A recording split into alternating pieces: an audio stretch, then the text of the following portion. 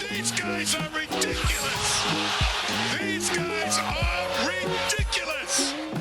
Now, how about them damn Celtics? And we are back with another episode of How About Them Celtics. Seminary here recording Friday, April 12th, after the Celtics' dominant win over the Charlotte Hornets. Let me phrase that.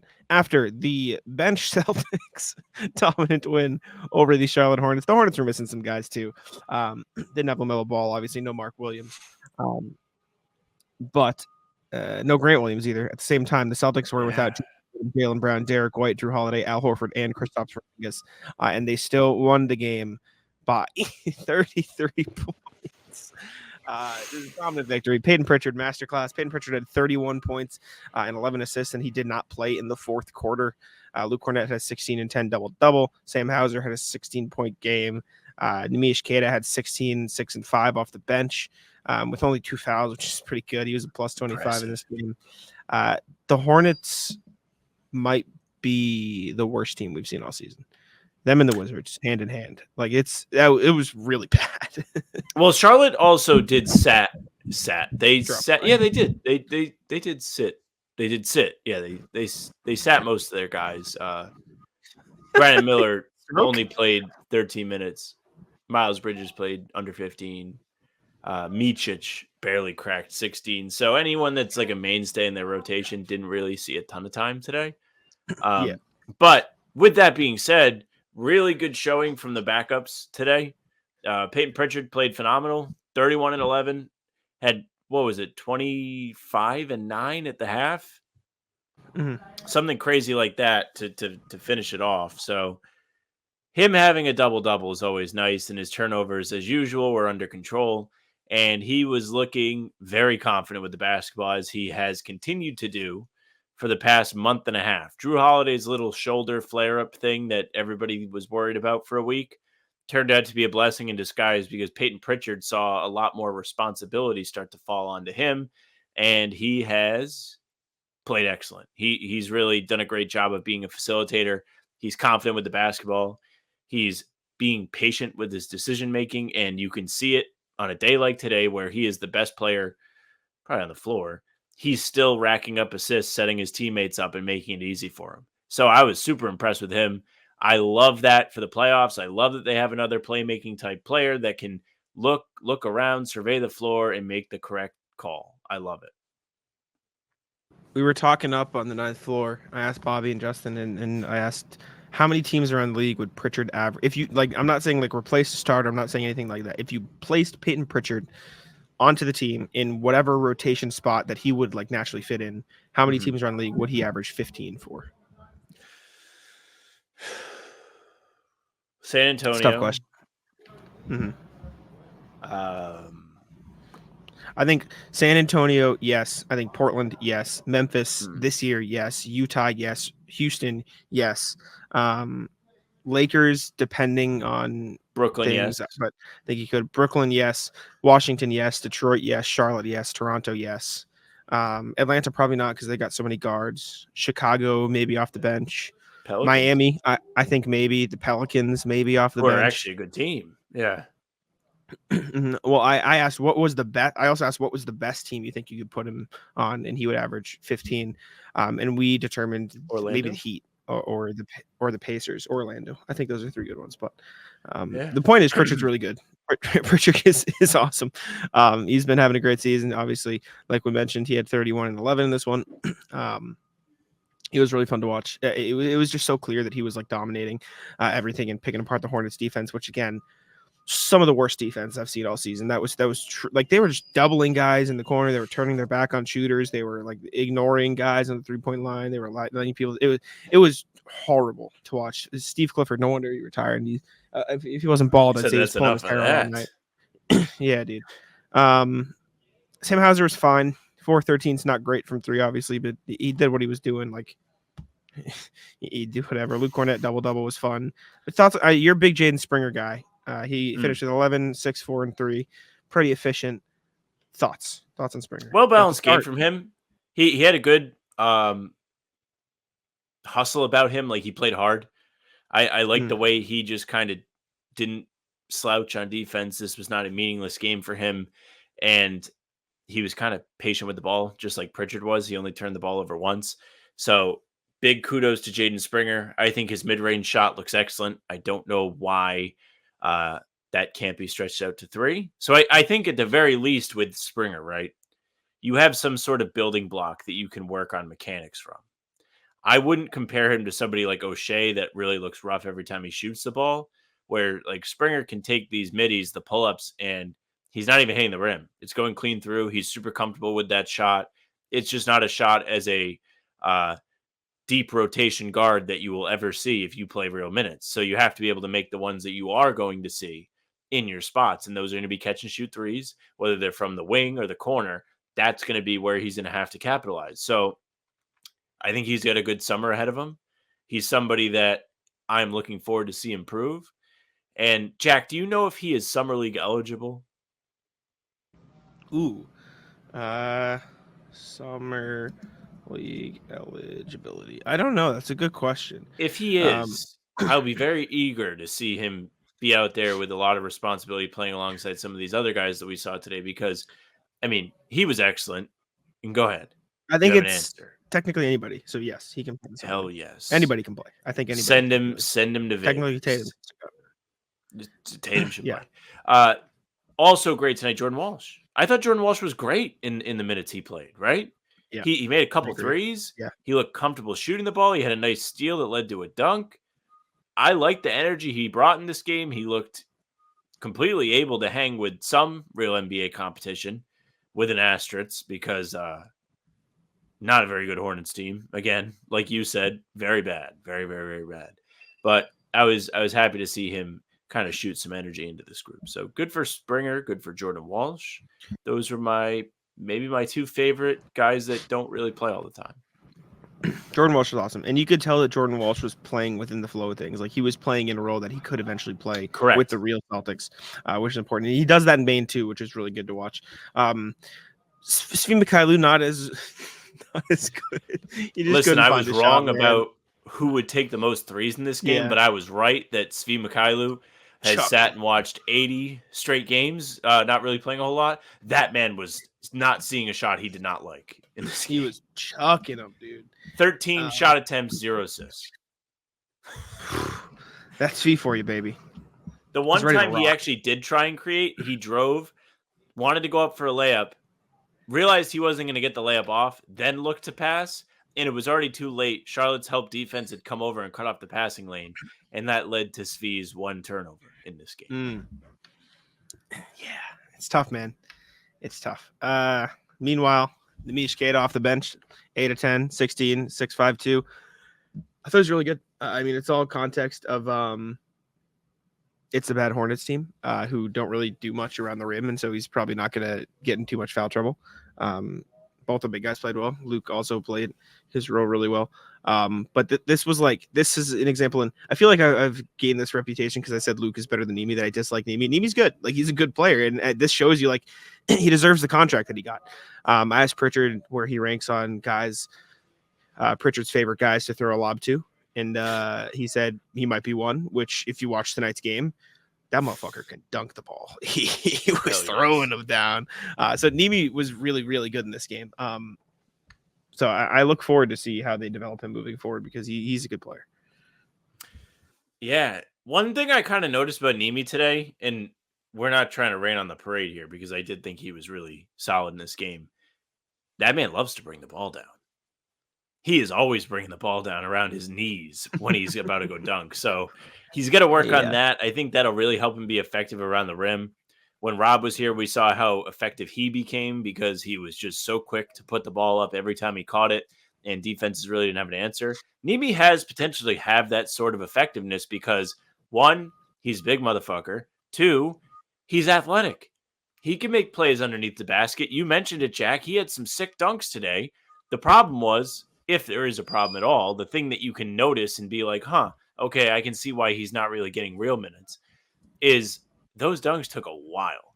There was one that he caught a no-look pass, and there was like a second pause before he made a move to go to the basket, and he was just fortunate that Charlotte had like no centers playing for them. it was like Poku and the boys down there waiting for him to dunk the ball. So they didn't really have much of an answer for Nemi down low. And to his credit, he took advantage of it, and he's been taking advantage of it up in Maine too. So, you said it. He is somebody that the Celtics could potentially develop down the road. Would Luke Kornet be a free agent this summer? It could be something that they're keeping their eyes on. Do we trust Nemi enough to let Luke Kornet walk? I don't know if they want to let Luke walk. He seems like he's a good glue guy. He has been impressive anytime he gets minutes. Tonight was a prime example, 16 and 10 for him in the start. He started another game this season against Detroit, albeit another bad team, but he did have a monster game in that one too. He has proven he could be effective in spot starts as well. So very happy with what I saw from just about everybody. I would like Hauser to shoot the ball slightly better, but besides that, can't really complain too much about this one. I thought we saw a lot of good performances from guys that don't usually get out there. Yeah, obviously Hauser had an off night, but whatever. I mean, it happens. Your guy, O'Shea Brissett, 11 rebounds in this one, 8 points, 6 offensive rebounds. Yes. The one thing about O'Shea Brissett, he was less all over the finishes. With all due respect, love the energy. I don't know if I've seen him finish a putback all season. I don't know if I've seen him finish grab the ball, come down, and put it back in. It's not that like one dunk in the preseason. If you're going back that far, over David Duke, I think I have a pretty good point. And it's just weird because he's such a good rebounder because he gets up so high, but then the touch around the rim is just like slightly off. This isn't me saying he had a bad game. He had a great game. 11 rebounds is awesome. Like his energy was sick, but like every time he grabbed it and he went back up and just like, how is that not going down? But O'Shea, obviously the hustle was there. So it was good, but Prize Picks is America's #1 fantasy sports app with more than 3 million members. It is the easiest and most exciting way to get in on the action while you watch your favorite sports and players. You just pick more or less on 2 or more player stats and watch all the winnings roll in. You can now win up to 100 times your money on Prize Picks with as little as 4 correct picks. You can turn $10 into 1,000 with basketball, hockey, college basketball entries today on Prize Picks, America's #1 fantasy sports app. One of our favorite picks here at the How About Them Celtics podcast is the Drew Holiday blocks. It's usually 0.5. He just needs more than 0.5 blocks. That means 1 Drew Holiday block. And that pick is in the bag. Prize Picks is really simple to play. I can make my picks and submit my entry in less than 60 seconds. Download the app today and use code CLNS for a first deposit match up to $100. Again, download the app today and use code CLNS for a first deposit match up to $100. Pick more, pick less. It's that easy. I don't know. That's what I was talking to Bobby with, and he's a big O'Shea guy too, so he wasn't too happy with me either. You know who was cool today? I thought Drew Peterson was good. He made was. His threes, had a dunk, but I had my eyes drawn to him on the defensive end. I thought he did a really good job rotating on certain coverages. There was one instance where the defense was in flux, they were scrambling, and he made the beneficiary of the swing hesitate just enough so the rotational defender could get back, and then Drew then rotated back to his guy and shut down anything that the Hornets could have got there. So he seems like if he puts on a little bit of muscle, he has the smarts to play at this level. Jumper doesn't look super clean to me. It goes in, looks a little weird. Do you think it looks weird, or is that just me? You know who else thinks it looks weird? Who's that? Derek White. Okay.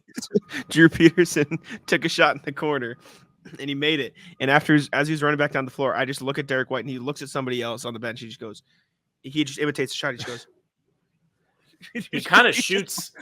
His shot somewhat reminds me of like how Lonzo used to shoot before he switched. Yes, it's like all wrist. Like there is a little bit of wrist.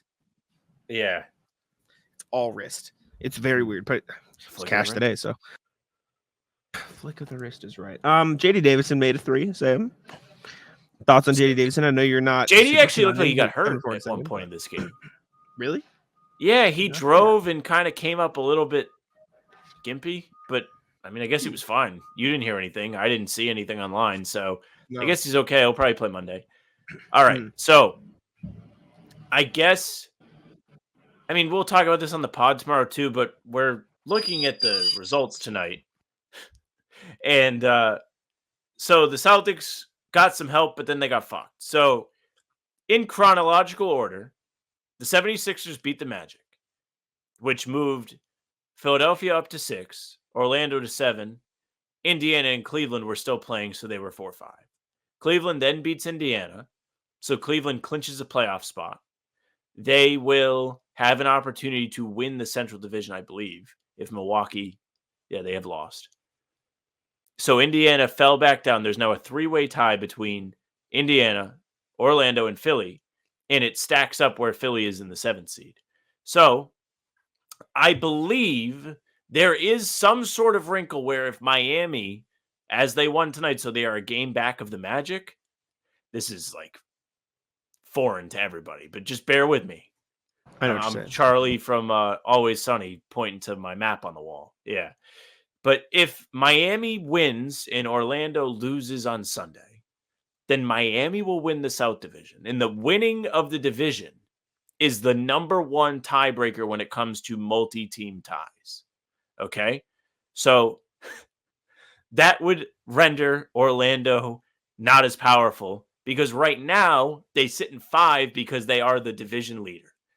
Neither Indiana nor Philly is. So then it goes to the head-to-head between those two teams, and Indiana has the tiebreaker over Philly. So Philly remains in 7. But Orlando has the Bucks Sunday. So, as of now, Milwaukee has something to play for. The Knicks won tonight, so I think they are tied for second. I'm going to pull it up right now. They are. They have the same record. So what Celtics fans should want, or at least what I think they should want, is Bucks win. Heat win, Bucks win, Sixers win, Pacers lose. That would put Orlando and Indiana into the play-in, and the Philly and Miami into the playoffs. I believe so. And also, would be pretty good. Philly will not be in the play-in if they win and Orlando loses. Or yes, because Orlando will drop below them. They need one of Indiana or Orlando to lose, I think. Now, who do they play?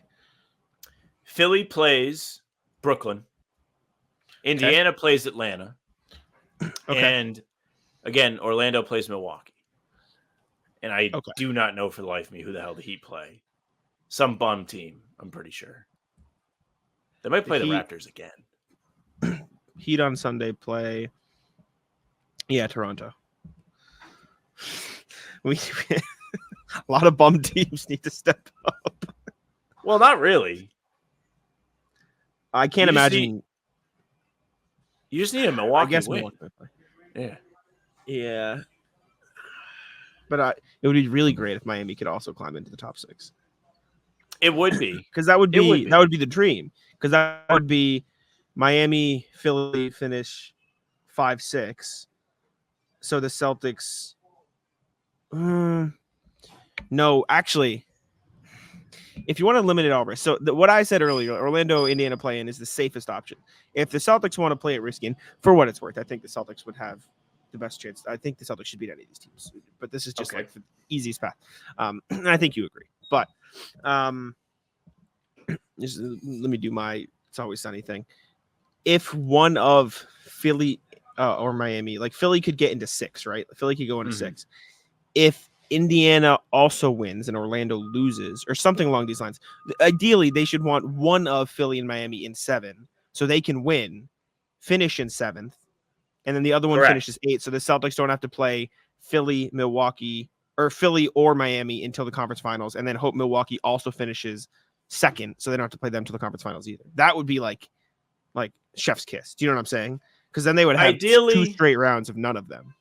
If you asked me, I would stack it this way. And if you're in the comments and it literally cannot happen this way because of tiebreakers, more power to you. I think I want New York to leapfrog Milwaukee, but kind of can't happen because of Orlando, right? Because Orlando needs to lose.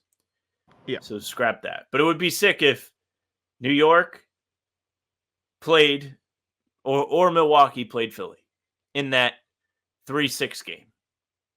That means you will go to the conference finals and you only have to play one of Milwaukee, New York, or Philadelphia. Not bad. Not bad. Yeah. I think ideally, if you can avoid, like, there is a world where the Celtics can avoid New York, Milwaukee, Philly, or Miami until the conference finals. All of them. There's a world. Yes. Like that is the dream. Like that is the reward for being if the best Milwaukee team. wins on Sunday and Philadelphia wins, it looks like that you are going to be able to avoid playing against all three of those teams to the conference finals. I think. Well, there's 4. Like, there's a world where they could avoid all 4 too, which is like really good. If you want to lump Miami in. How would they? Oh, Miami would play 7. Yeah, if Miami goes 7, Knicks and Bucks 2-3, and Philly in 6, then the Celtics. You know what I'm saying? Like, that's the world. That's the line. Yeah. Then Indy plays Orlando. I don't know how possible that all is, but it would be sick. Well, I think it's very possible because realistically, is there a website for this? No, there might be, but I don't know it. Like, Milwaukee and New York just stay where they are, right? That they're fine. It doesn't matter. 2-3, like, that is good, right? It would have to be Milwaukee. So if Milwaukee, you'd have to have Orlando lose, so Miami jumps them, and then Indiana lose, Philly win. If both of those things happen, if that would take Miami and it's just Miami, Philly lose or win, Indy, Orlando lose. That's it. I think. I'm pretty sure that's I'm not convinced Atlanta is going to play anybody on Sunday. And they play the Pacers. Atlanta has nothing to play for. They're locked into 10. We pray. we pray. So, anyways, I got into another. It wasn't as noticeable because it didn't go viral. We can wrap after this. But I was we all remember my how are you during Joe.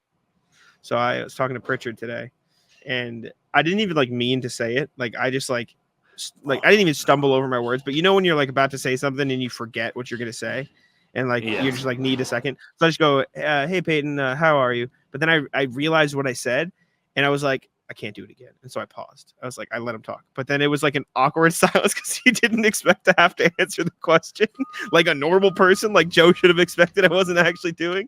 And then I stared at him. He was like, I'm good. I nodded at him. He was like, I'm good. And everyone laughed. Everyone laughed. She's like, fuck, I can't win, man. I can't win. Because that's what I thought was gonna happen with Joe, but then Joe gave me shit and I couldn't fall for it again. So I had to do the bit. I had to commit. I hope they post it. Seal and S will have the video. All you hear is Noah just dying. Like, she laughed so fucking loud, right behind me. I'm like, God damn it, man. I can't catch a break. I'm scrolling and I see Pritchard clips, but it's not you. Good. But yeah, good game for the Celtics. Big win. They just fucking killed him in this game, which was great. The Hornet dude, Pokusevski's fucking terrible. That guy sucks. He's really bad. That's the biggest thing I noticed. Like, if you're getting blown by like there was one play, I forget if it was, I think it was Brissett or Pritchard, and they just stepped right through him. I'm like, dude. He fouled them hard too. Hold on, maybe I can find the foul because he grabbed him around the neck. You're gonna pull up a clip in this game? No, I'm not. But I'm surprised you don't remember it because we were up there like, whoa. Like, Poku grabbed somebody around the neck and swung him around. I might have getting killed. It might have been when I was eating. I don't know. Anyways, that's fine. Any final thoughts? No. All right, we'll get on out of here. We'll talk to you later. Thank you all for tuning in. Make sure to leave a like on the video. Subscribe to How About Them Celtics. If you're listening on podcast platforms, leave us 5 stars and leave a review. My camera's working again, by the way. I just clicked a button on my computer that I didn't realize existed. So my bad. I'll let Sam wrap it up. Thank you very much for watching, or you could be listening because these game recaps all go to Spotify and Apple, as well as the full pods that drop Tuesday, Thursday, and Sunday. As far as YouTube content goes, we do live streams Monday, Wednesday, and Friday mornings for Talking C's with Bobby Kravitsky. We're also live for Celts of the Round Table on Tuesday afternoons around 6 p.m. Eastern, I guess evenings. And we'll be around 9 p.m. this week for a guest. Also, we're live a half hour before each Celtics game for pregame, so you don't want to miss any of those streams. They're an absolute blast. Subscribe to the channel, hit the bell. Again, Spotify, Apple, follow us there. Leave a 5-star review. Email us. hbtcpod@gmail.com is the address for that. Tell us what you thought of this game. Tell us your Atlas. Tell us who you would like to see in the playoffs. You can find us on socials at How About Them C's for Twitter, Instagram, and TikTok. Our Facebook is just the name of the podcast. All of our streams can be found on there, on YouTube, and on Twitter. Jack's Twitter's at Jack's1NBA. Mine is at Sam LaFrance NBA. That's it for us. Bye. Tic-tac.